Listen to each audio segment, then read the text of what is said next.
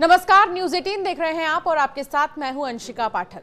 माँ जिंदगी का विश्वास होती है, माँ जीवन का संबल होती है, माँ जीवन का सहारा होती है, माँ जीवन की आस होती है, माँ जीवन का सार होती है। बच्चों के लिए माँ दुनिया है, भगवान है, सब कुछ होती है। और रही बात बच्चों की, तो बच्चों से ही माँ है। बच्चे माँ की दुनिया होते हैं। औरत चोर हो, डाकू हो, कातिल हो, कुछ भी हो, लेकिन वो अपने बच्चे के लिए सिर्फ माँ होती है। मेरठ मामले में मुस्कान की 8 साल की बेटी पीहू जहां हर दिन उसे याद करके रो रही है, तो वहीं अब मुस्कान के चेहरे से मुस्कान गायब हो गई है। जेल में मुस्कान चीख चीख कर रो रही है। उसे अपनी बेटी पीहू की याद आ रही है। जी हां, पति सौरभ का कत्ल कर लाश के टुकड़े करने वाली मुस्कान जेल में रामायण सुन रही है। बैरक में एक बुजुर्ग महिला बंदी उसे रामायण सुना रही है।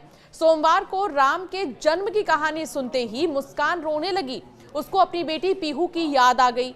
परिवार के लोग उससे मिलने नहीं आ रहे हैं। जेल में सुबह शाम रामायण पाठ होता है। मुस्कान रोज उसे सुनने जाती है। साहिल मुस्कान की आज न्यायिक हिरासत के 14 दिन पूरे हो जाएंगे। अब पुलिस उनकी रिमांड नहीं लेगी। पुलिस का कहना है कि हमारे पास हत्याकांड के पर्याप्त सबूत हैं, इसलिए रिमांड की जरूरत ही नहीं है। पुलिस ने रिमांड अर्जी दाखिल नहीं की है। जेल प्रशासन के मुताबिक जेल से ही उनकी वर्चुअली पेशी कराई जाएगी। तय है कि कोर्ट उनकी न्यायिक हिरासत को बढ़ा देगी। फिलहाल मुस्कान और साहिल जेल में ही रहेंगे। रविवार को सांसद अरुण गोविल जेल में आए थे। उन्होंने बंदियों को रामायण दी थी। मुस्कान ने भी रामायण ली, मगर वो रामायण पढ़ नहीं पा रही है क्योंकि उसकी एजुकेशन क्लास 9 तक की ही है और रामायण क्योंकि अवधि में लिखी होती है तो उसे और भी ज्यादा मुश्किलें हो रही हैं। वो सामान्य हिंदी तो पढ़ लेती है लेकिन चौपाइयां नहीं पढ़ पाती है, इसीलिए वो अपनी बैरक में मौजूद एक बुजुर्ग महिला से रामायण सुन रही है। इसके अलावा जेल में हर रोज रामायण पाठ होता है। मुस्कान वहां जाकर रामायण सुनती है।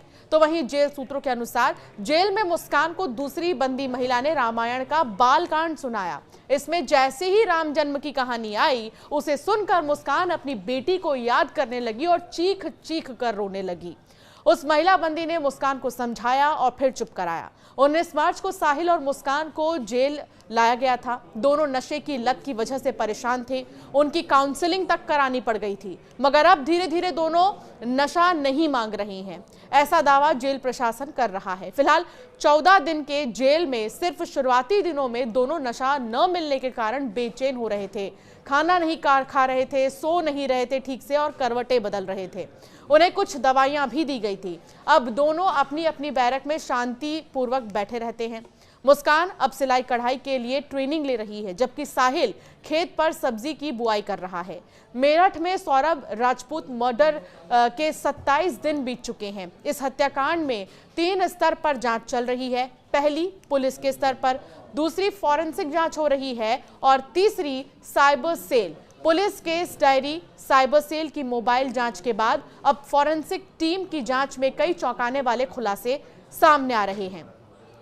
एक तरफ जहां मुस्कान को अपनी गलती का पश्चाताप है, तो दूसरी तरफ अब मुस्कान रामायण सुनकर अपने किए पाप का प्रायश्चित करना चाह रही है। प्रायश्चित का अर्थ क्या होता है? मन, बुद्धि और कर्मों का शुद्धिकरण ही प्रायश्चित है।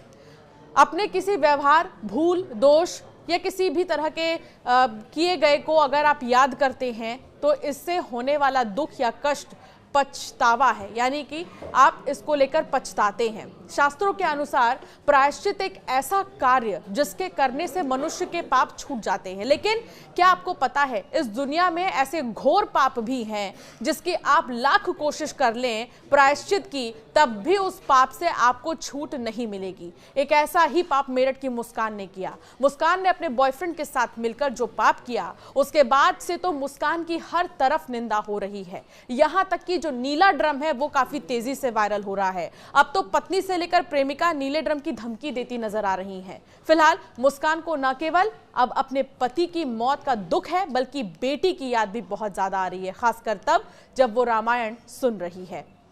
आपका क्या मानना है इस वीडियो पर? जरूर हमें कमेंट कर बताएं और ऐसे कई वीडियोस के लिए हमें सब्सक्राइब करना ना भूलें।